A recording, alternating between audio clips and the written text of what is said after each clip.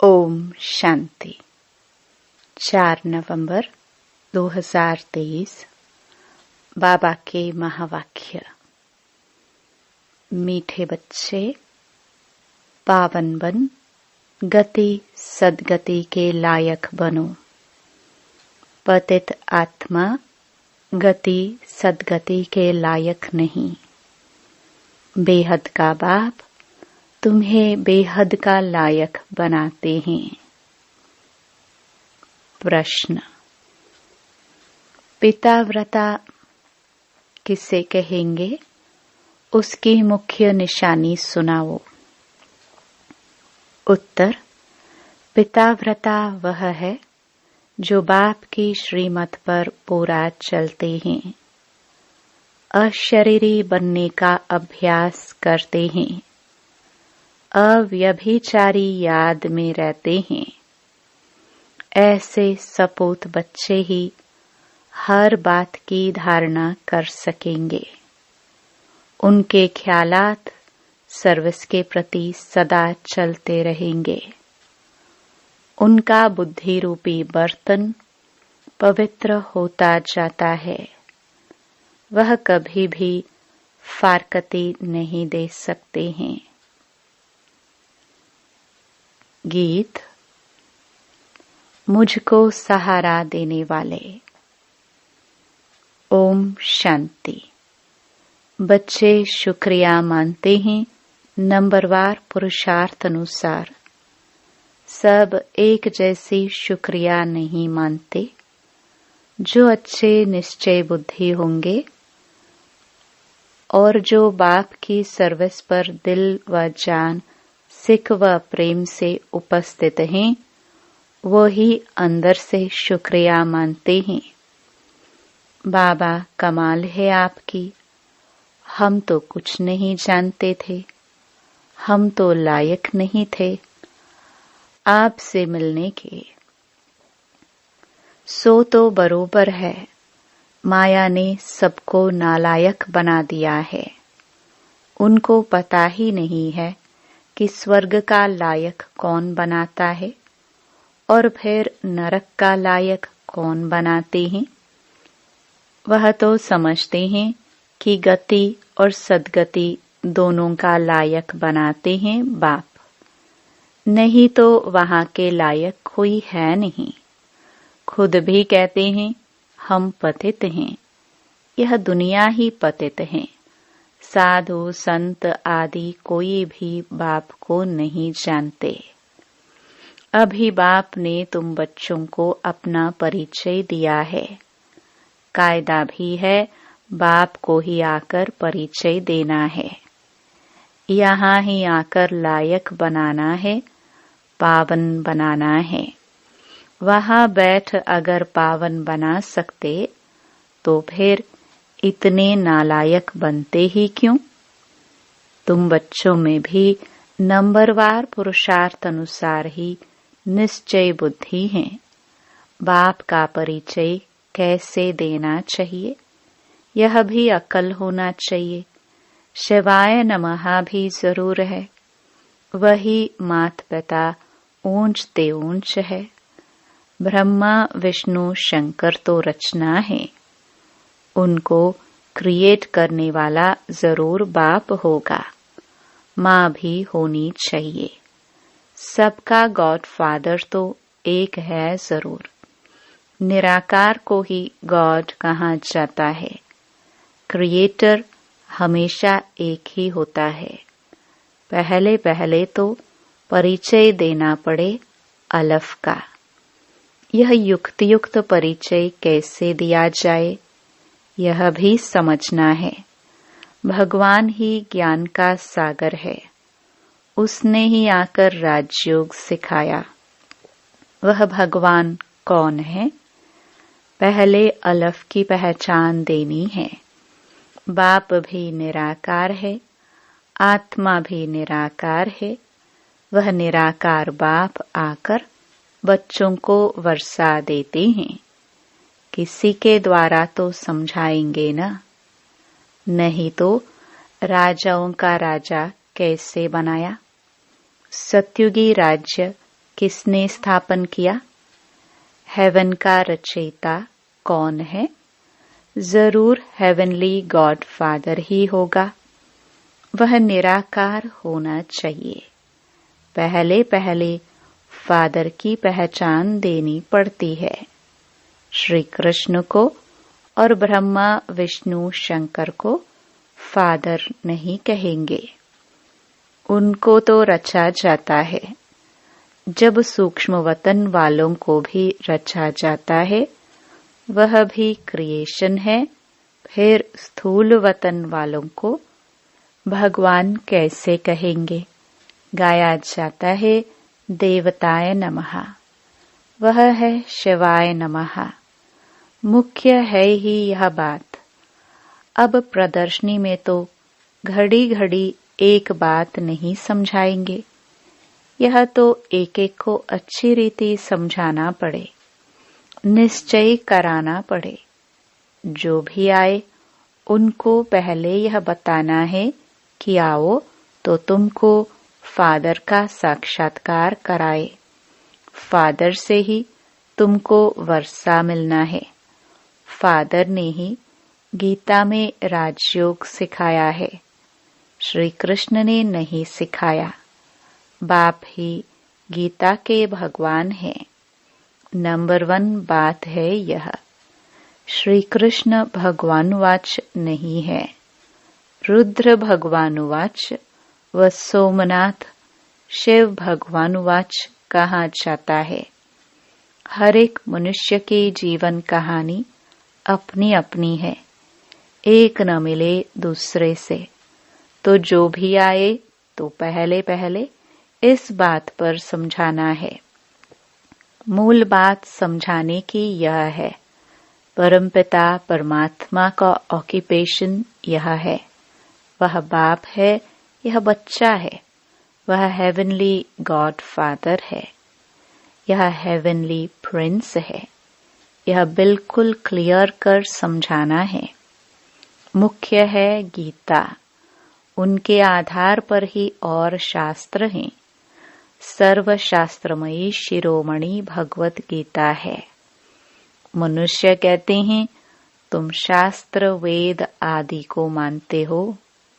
अरे हर एक अपने धर्म शास्त्र को मानेंगे। सभी शास्त्रों को थोड़े ही मानेंगे। हाँ, सब शास्त्र हैं जरूर, परंतु शास्त्रों को जानने से भी पहले मुख्य बात है कि बाप को जानना, जिससे वर्षा मिलना है। वर्षा शास्त्रों से नहीं मिलेगा। वर्षा मिलता है बाप से। बाप जो नॉलेज देते हैं, वर्षा देते हैं, उसका पुस्तक बना हुआ है। पहले पहले तो गीता को उठाना पड़े। गीता का भगवान कौन है? उसमें ही राजयोग की बात आती है। राजयोग जरूर नई दुनिया के लिए ही होगा। भगवान आकर पतित तो नहीं बनाएंगे। उनको तो पावन महाराजा बनाना है। पहले पहले बाप का परिचय दे और यह लिखाओ बरोबर, मैं निश्चय करता हूँ यह हमारा बाप है। पहले पहले समझाना है शिवाय नमः। तुम मात पिता, महिमा भी उस बाप की ही है। भगवान को भक्ति का फल भी यहाँ आकर देना है। भक्ति का फल क्या है यह तुम समझ गए हो। जिसने बहुत भक्ति की है उनको ही फल मिलेगा। यह बातें कोई शास्त्रों में नहीं है। तुम्हारे में भी नंबरवार पुरुषार्थ अनुसार जानते हैं। समझाया जाता है तुम्हारे बेहद के माँ बाप वह है। जगदम्बा जगत पिता भी गाए जाते हैं। एडम और ईव तो मनुष्य को समझते हैं। ईव को मदर कह देते। राइट वे में ईव कौन है यह तो कोई नहीं जानते। बाप बैठ समझाते हैं। हाँ, कोई फट से तो नहीं समझ जाएगा। पढ़ाई में टाइम लगता है, पढ़ते पढ़ते आकर बैरिस्टर बन जाते हैं। एम ऑब्जेक्ट जरूर है। देवता बनना है तो पहले पहले बाप का परिचय देना है। गाते भी हैं तुम मात पिता, और दूसरा फिर कहते हैं पतित पावन आओ। तो पतित दुनिया और पावन दुनिया किसको कहा जाता है? क्या कलयुग अभी 40,000 वर्ष और रहेगा? अच्छा, भला पावन बनाने वाला तो वह एक बाप है ना। हेवन स्थापन करने वाला है गॉड फादर। श्री कृष्ण तो हो ना सके, वह तो वर्षा लिया हुआ है। वह श्री कृष्ण हेवन का प्रिंस है और शिव बाबा हेवन का क्रिएटर है। वह है क्रिएशन फर्स्ट प्रिंस। यह भी क्लियर कर बड़े बड़े अक्षरों में लिखना चाहिए तो तुमको समझाने में सहज होगा। रचयिता और रचना का मालूम पड़ जाएगा। क्रिएटर ही नॉलेजफुल है, वही राजयोग सिखलाते हैं। वह कोई राजा नहीं है, वह राजयोग सिखलाए राजाओं का राजा बनाते हैं। भगवान ने राजयोग सिखाया है, श्री कृष्ण ने राज्य पद पाया है। उसने ही गवाया है, उसको ही फिर पाना है। चित्रों द्वारा बहुत अच्छा समझाया जा सकता है। बाप का ऑक्यूपेशन जरूर चाहिए। श्री कृष्ण का नाम डालने से भारत कौड़ी जैसा बन गया है।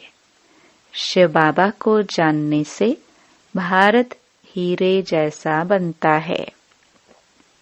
परंतु जब बुद्धि में बैठे कि यह हमारा बाप है, बाप ने ही पहले पहले नई स्वर्ग की दुनिया रची।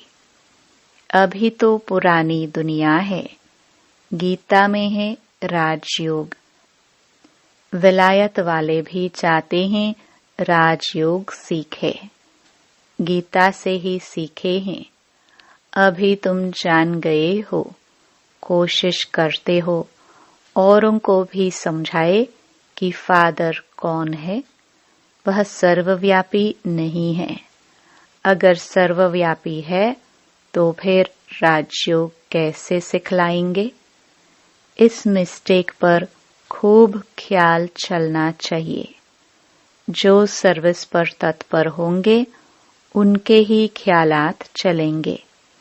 धारणा भी तब होगी जब बाप की श्रीमत पर चलेंगे। अशरीरी भव मनमना भव हो रहे। पतिव्रता व पिताव्रता बने अथवा सपूत बच्चा बने। बाप फरमान करते हैं, जितना हो सके याद को बढ़ाते रहो। देह अभिमान में आने से तुम याद नहीं करते, न बुद्धि पवित्र होती है। शेरनी के दूध के लिए कहते हैं सोने का बर्तन चाहिए। इसमें भी पिताव्रता बर्तन चाहिए।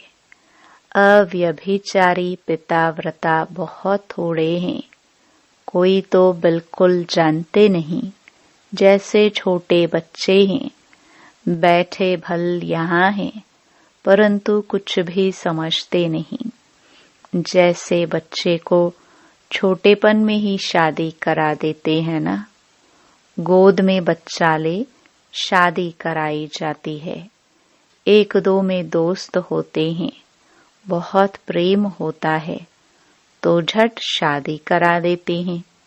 तो यह भी ऐसे है, सगाई कर ली है परंतु समझते कुछ भी नहीं। हम मम्मा बाबा के बने हैं, उनसे वर्षा लेना है, कुछ भी नहीं जानते। वंडर है ना। 5-6 वर्ष रहकर भी फिर बाप को अथवा पति को फारकती दे देते हैं। माया इतना तंग करती है, तो पहले पहले सुनाना चाहिए शिवाय नमः। ब्रह्मा विष्णु शंकर का भी रचयिता यह है, ज्ञान का सागर यह शिव है। तो अब क्या करना चाहिए? त्रिमूर्ति के बाजू में जगह पड़ी है, उस पर लिखना चाहिए कि शिव बाबा और श्री कृष्ण दोनों के ऑक्यूपेशन ही अलग है। पहली बात यह, जब समझाओ तब कपाट खुले, और पढ़ाई है भविष्य के लिए। ऐसी पढ़ाई कोई होती नहीं, शास्त्रों से यह अनुभव नहीं हो सकता। तुम्हारी बुद्धि में है कि हम पढ़ते हैं सतयुग आदि के लिए, स्कूल पूरा होगा और हमारा फाइनल पेपर होगा, जाकर राज्य करेंगे। गीता सुनाने वाले ऐसी बातें समझा नहीं सकते। पहले तो बाप को जानना है, बाप से वर्षा लेना है। बाप ही त्रिकालदर्शी हैं, और कोई मनुष्य दुनिया में त्रिकालदर्शी नहीं। वास्तव में जो पूज्य हैं वही फिर पुजारी बनते हैं। भक्ति भी तुमने की है और कोई नहीं जानते। जिन्होंने भक्ति की है वही पहले नंबर में ब्रह्मा, फिर ब्रह्मा मुख वंशावली हैं। आपे ही पूज्य भी यह बनते हैं।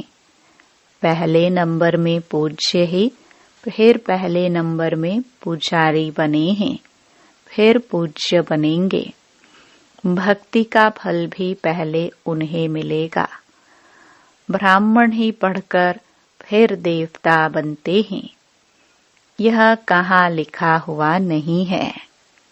भीष्म पितामह आदि को मालूम तो पड़ा है ना कि इन्हों से ज्ञान बाण मरवाने वाला कोई और है। यह समझेंगे जरूर कि कोई ताकत है। अभी भी कहते हैं कोई ताकत है जो इन्हों को सिखाती है। बाबा देखते हैं यह सब मेरे बच्चे हैं, इन आंखों से ही देखेंगे। जैसे पितृ श्राद्ध खिलाते हैं तो आत्मा आती है और देखती है यह फलाने हैं, खाएगा तो आंखें आदि उनके जैसी बन जाएगी। टेम्पररी लोन लेते हैं। यह भारत में ही होता है। प्राचीन भारत में पहले पहले राधे कृष्ण हुए। उन्हों को जन्म देने वाले ऊंच नहीं गिने जाएंगे। वह तो कम पास हुए हैं ना। महिमा शुरू होती है श्री कृष्ण से। राधे कृष्ण दोनों अपनी अपनी राजधानी में आते हैं। उन्हों के माँ बाप से बच्चे का नाम जास्ती है। कितनी वंडरफुल बातें हैं। गुप्त खुशी रहती है। बाप कहते हैं मैं साधारण तन में ही आता हूँ। इतना माताओं का झुंड संभालना है, इसलिए साधारण तन लिया है, जिससे खर्चा चलता रहा। शिव बाबा का भंडारा है। भोला भंडारी अविनाशी ज्ञान रत्नों का भी है। और फिर एडॉप्टेड बच्चे हैं, उन्हों की भी संभाल होती आती है। यह तो बच्चे ही जाने। पहले पहले जब शुरू करो तो बोलो शिव भगवानुवाच। वह सबका रचयिता है। फिर श्री कृष्ण को ज्ञान सागर, गॉड फादर कैसे कह सकते? लिखत ऐसी क्लियर हो जो पढ़ने से अच्छी रीति बुद्धि में बैठे। कोई कोई तो 2-3 वर्ष लगते हैं समझने में। भगवान को आकर भक्ति का फल देना है। ब्रह्मा द्वारा बाप ने यज्ञ रचा, ब्राह्मणों को पढ़ाया, ब्राह्मण से देवता बनाया, फिर नीचे आना ही है। बड़ी अच्छी समझानी है। पहले यह सिद्ध कर बताना है, श्री कृष्ण हेवनली प्रिंस है, हेवनली गॉड फादर नहीं। सर्वव्यापी के ज्ञान से बिल्कुल ही तमो प्रधान बन गए हैं। जिसने बादशाही दी उनको भूल गए हैं। कल्प कल्प बाबा राज्य देते हैं और हम फिर बाबा को भूल जाते हैं। बड़ा वंडर लगता है। सारा दिन खुशी में नाचना चाहिए। बाबा हमको विश्व का मालिक बनाते हैं। अच्छा, मीठे मीठे सिखिलदे बच्चों प्रति माता पिता बाप दादा का याद प्यार और गुड मॉर्निंग। रूहानी बाप की रूहानी बच्चों को नमस्ते। धारणा के लिए मुख्य सार। पहला, अव्यभिचारी पिताव्रता हो रहना है। याद को बढ़ाते बुद्धि को पवित्र बनाना है। दूसरा, बाप का युक्तियुक्त परिचय देने की विधि निकालनी है। विचार सागर मंथन कर अलफ को सिद्ध करना है। निश्चय बुद्धि बन सेवा करनी है। वरदान, स्व परिवर्तन द्वारा विश्व परिवर्तन के निमित्त बनने वाले श्रेष्ठ सेवाधारी भव। आप बच्चों ने स्व परिवर्तन से विश्व परिवर्तन करने का कॉन्ट्रैक्ट लिया है। स्व परिवर्तन ही विश्व परिवर्तन का आधार है। बिना स्व परिवर्तन के कोई भी आत्मा प्रति कितनी भी मेहनत करे, परिवर्तन नहीं हो सकता। क्योंकि आजकल के समय में सिर्फ सुनने से नहीं बदलते, लेकिन देखने से बदलते हैं। कई बंधन डालने वाले भी जीवन का परिवर्तन देखकर बदल जाते हैं। तो करके दिखाना, बदल कर दिखाना ही श्रेष्ठ सेवाधारी बनना है। स्लोगन, समय, संकल्प और बोल की एनर्जी को वेस्ट से बेस्ट में चेंज कर दो तो शक्तिशाली बन जाएंगे। ओम शांति।